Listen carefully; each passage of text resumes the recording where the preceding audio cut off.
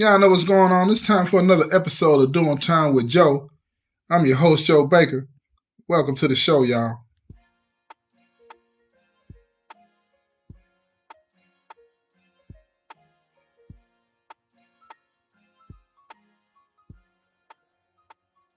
And check this out, y'all.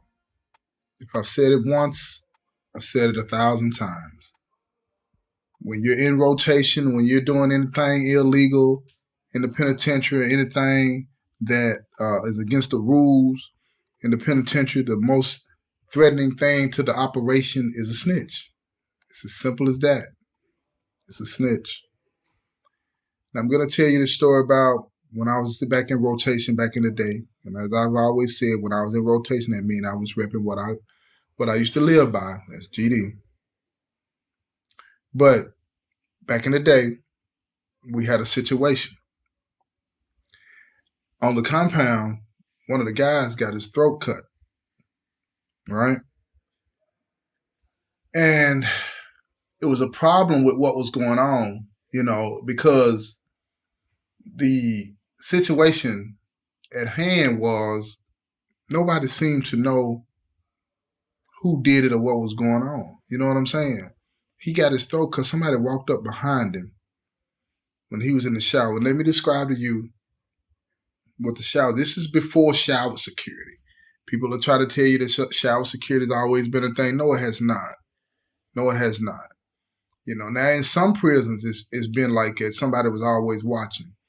But some of these other places, in this place that I was at this particular time, it was wild.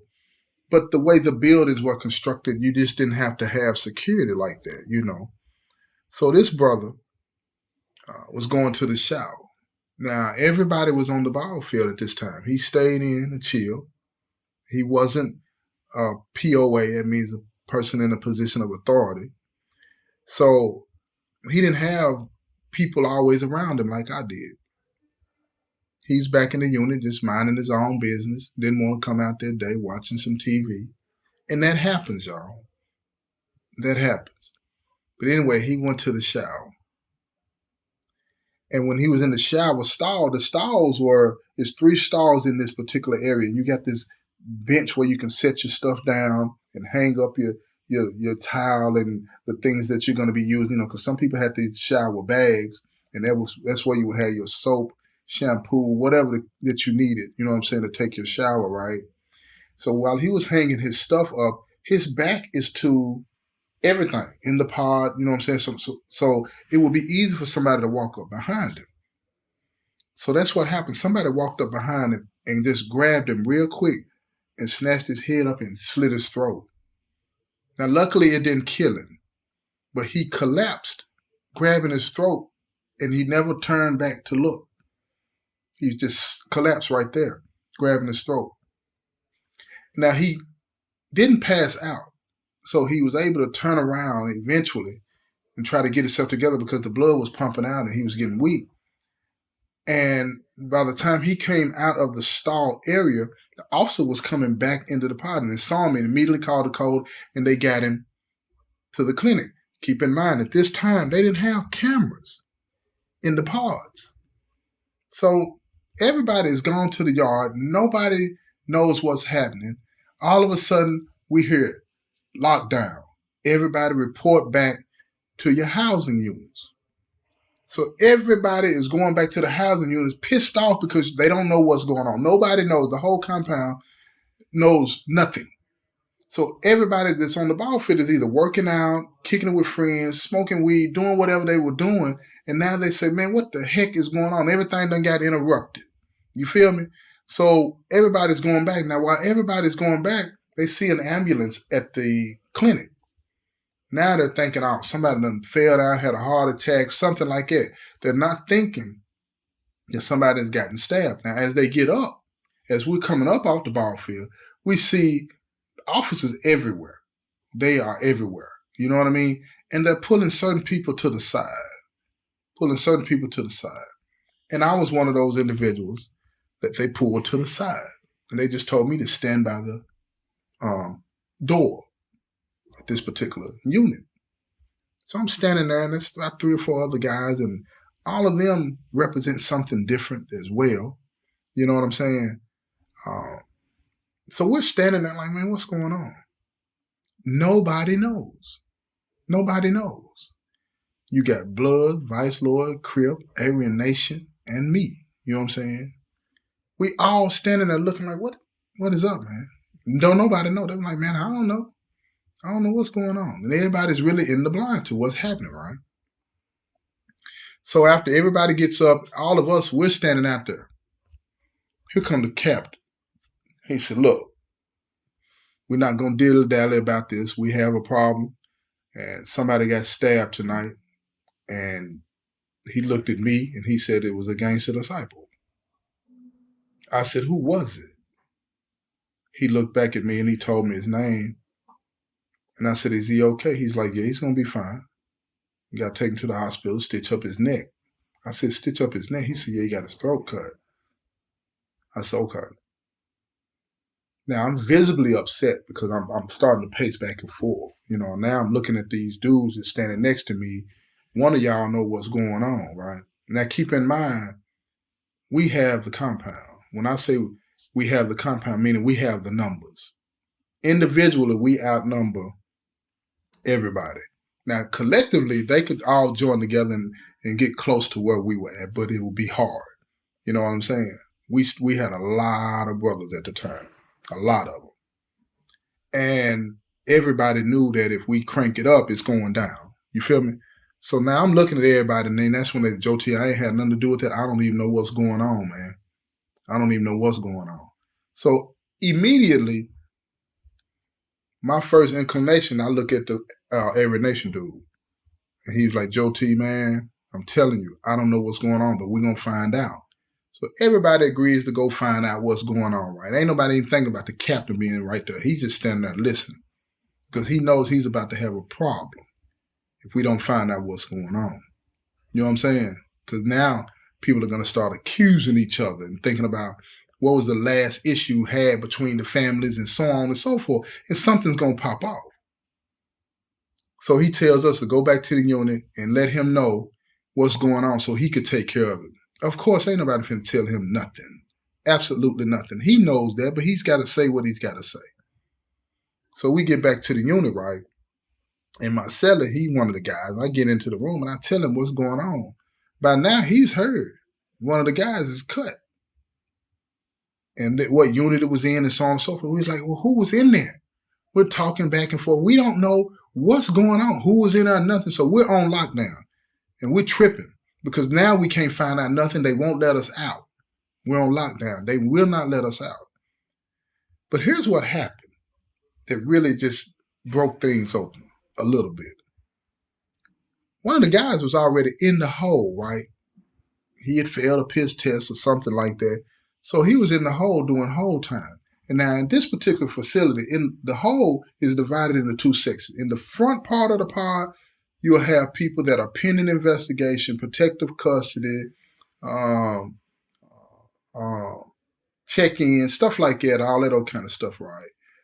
In the back, you got people that have been classified max that are waiting to be shipped to another prison where they have max at, or harder max, because they had max at this facility. And you also had people in the back that were doing whole time. Pending investigation in the front and protective custody, whole time and max in the back, right? So they kept all of us separate like it, you know? So one of the guys was in the back, but he was in the back right at the front part of the back. See what I'm saying? Right where it divides. So he could hear conversations being had in the front part of the building when people come in. And when you're on lockdown in the hole, anytime that front door opens, most people run to the door to try to get a glimpse of who it is so they can find out what's going on the compound, what they've been doing out there. Because when you go to the hole, you're cut off from everything and everybody. You know what I'm saying? The only source of information you're going to get is what the police want to share with you, which is usually a lie. You know what I'm saying? Or when somebody comes into the hole for whatever reason, what they tell you. You know what I mean? Especially if you've been in the hole for a long time. So like I said, one of the guys is in the hole. He's doing whole time. And he's always up on his door. He just, like everybody else.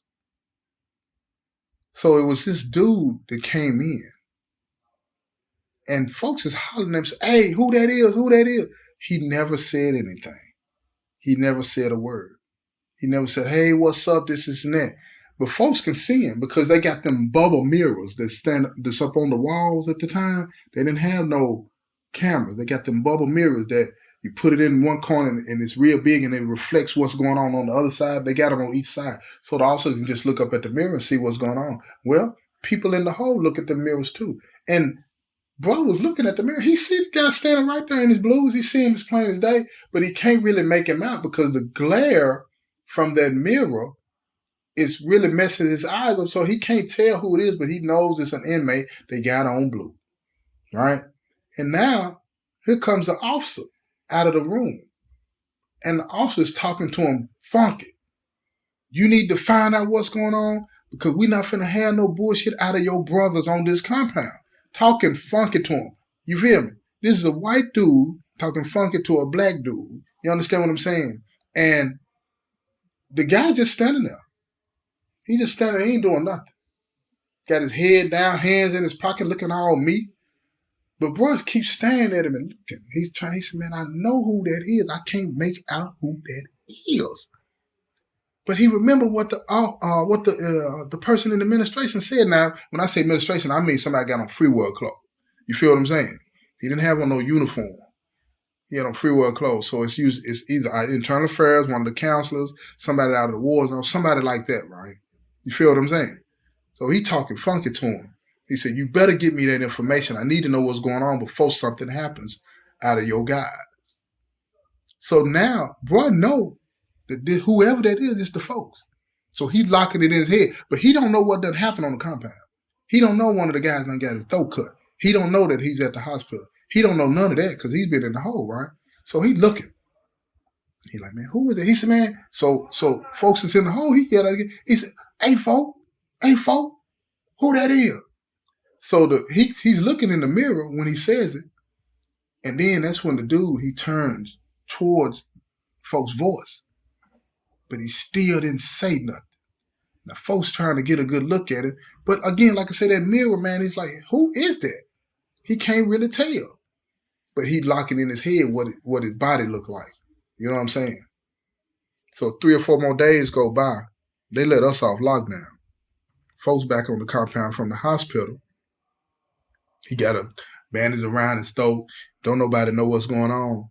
So they let us off lockdown. Now we all down on the battlefield. Now here come folks out of the hole. We down there having a session. It's guys everywhere. I mean, I got guys posted up everywhere. Nobody's to be alone. Nobody. Everybody together. And everybody's strapped. Everybody got butchers. I mean, everybody got butchers. And it's so quiet. And let me tell you something about being in the penitentiary. When it's real quiet, it ain't good. It ain't good. We on the ball field, y'all, and it is quiet. It is quiet. People just walking and looking. They're waiting to see what's going to happen, what's going to pop out. Because you got all these different groups up here. Now, the groups that know they ain't got nothing to do with it, they not worried about it, right? But don't nobody know who we're going to accuse. Don't nobody know what folks going to say because he's out of the hospital. Don't nobody know nothing, right? So now we down on the ball field. We kicking it. Here come folks that was in the hole. So he come over to my chief of security. And he tell me, he said, man, I need to holler at folks.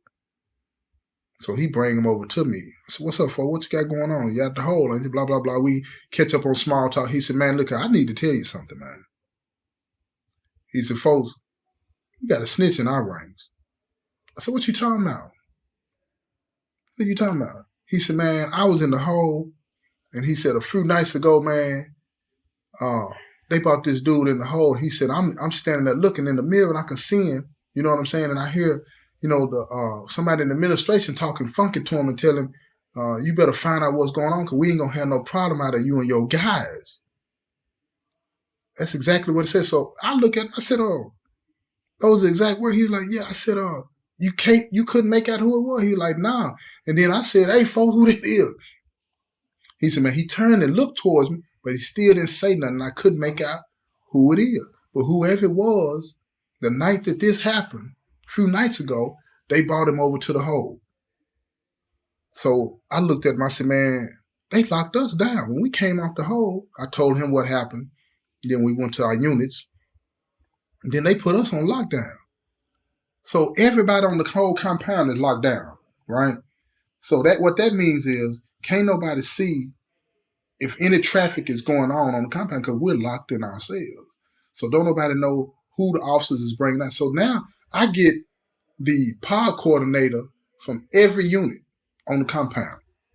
And I tell him, I said, I need to know who came out of their cells and left the building the night folks got his throat cut.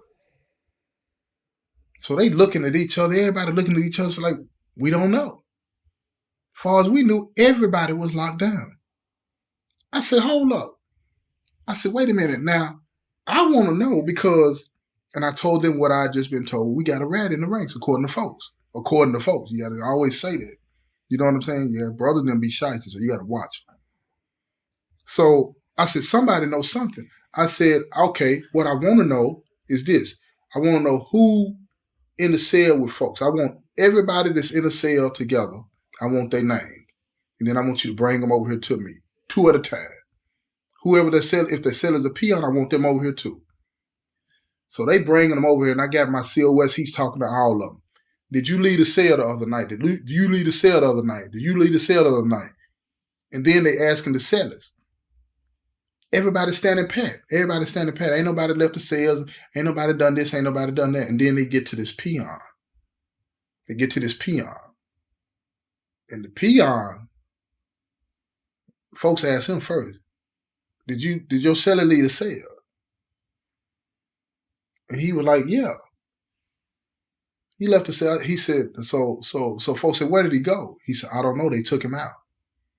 How long was he gone? About 30 minutes. Then they brought him back. He was like, yeah. So then they brought folks over, right? Because they didn't let him. Now, they got him, but they didn't let him be over there when they were talking to the peon. So when they get him over, they said, did you leave the cell the other night after folks got cut? He was like, nah. He said, and then that's when my COS said, well, your seller said you left the cell for about 30 minutes. Where'd you go? He said, I didn't leave the cell for. He said, okay. So he asked everybody else in there, was the only one that his seller say left the cell. So now we all over there talking and whatnot. Now we looking at him. We got him on, look here, he's under surveillance now. We own him. Because if he's the one, we finna get him right now. So we need to know what's being said, what's going on, what is he up to? So he over there talking to his seller, they walking left. All of a sudden he haul off and smack his seller in the face. So folks in them go and say, what's this about? The peon don't say damn word. And he said, man, I slapped him for lying to y'all. I said, nah, folks. One of us was in that hole and saw somebody in that hole that bought over and got talked to. Now, we finna take you in front of bruh that was in that hole. And if you don't tell us the truth before he ID you, because he saw you. Now, folks lying to him, of course. Because he saw you. Then it's going to be worse for you. So you need to tell us what's going on and why you was in the hole. So while they walking over there towards me, he started telling folks what's going on. So by the time they get to me, folks said, look here, it's him. I said, what's up then? What's going on? So he said they took him to the hole. It was the IA dude, had him brought to the hole so he can ask him what's going on. I said, why you? So you been working for IA? He was like, no, man, I don't know why they pulled me like that. He gave me the old snowball thing, right? So I tell him, okay. I said, well, what did you say and what do you know? He said, I don't know nothing. Keep in mind, folks got cut. He said that the IA dude told him that he wanted to know what was going on before it was a problem out of us. And he was relying on him to let him know that. So he been out trying to find out what's going on. Don't nobody know what's going on. Then all of a sudden, we get some information from another peon. The Aryan Nation is behind this. They is behind. But see, what the problem was is folks owed them some money. and he hadn't paid them. He hadn't paid them. And he told them not to bring it to us. So they just got tired of waiting. So the dudes caught up behind him and cut him. Could have killed him if he wanted to. They just sent a message to him. So you know what we did. It's blood for blood with this. So we ran all of them up off the compound. You gotta go. You gotta go. And put a couple of holes in the dude that cut folks. Yeah, ran folks off the compound too. Yeah, the one that got cut, because he ain't had no business doing business with them anyway, and then not telling us the truth about what's going on. And yeah, we ran folks that was the rat working with the IA. We ran him up off the compound too. Got rid of all of them. It's another example of how things are in here. It's another example of how raw it'll get in here. Everybody wants to always try to tell you that, you part of this, everything's solid. You part of that, everything gonna be straight. No, it's not how it works. It'll get grimy real fast. And why do I keep telling you these stories? Because I'm tired of us continuing to participate in the genocide of our own people. That's why. We keep doing it. And when I say our own people, what I'm saying is I don't care if you're white, black, purple, or blue, but I care about my people. And we keep doing this to each other. And we got to quit doing it. We got to quit doing it. Believe in an ideology that says it's okay to hurt somebody because they don't look like you, don't dress like you, and all that. That's stupid. It's stupid, man. How did we get so caught up? How did we get so lost? Are we so far gone down that rabbit hole that somebody offer us a drink of water with poison in it that we drink it? Are we that far gone? Because that's what that lifestyle is. It's poison. Are we that desperate to be validated? Are we that lost? Are we that hopeless? Think about what I'm saying, y'all. I got plenty more. I got plenty more stories. And I want to keep sharing them with you until you get it. Until you get it. It's nothing nice, man, about this thing, man. I'm sitting in here. I've been in here to be 35 years in January, y'all. 35 years. And I still got some more to go. Think about that. This has been another episode of Doing Time with Joe. I'm your host, Joe Baker, and I say peace, y'all.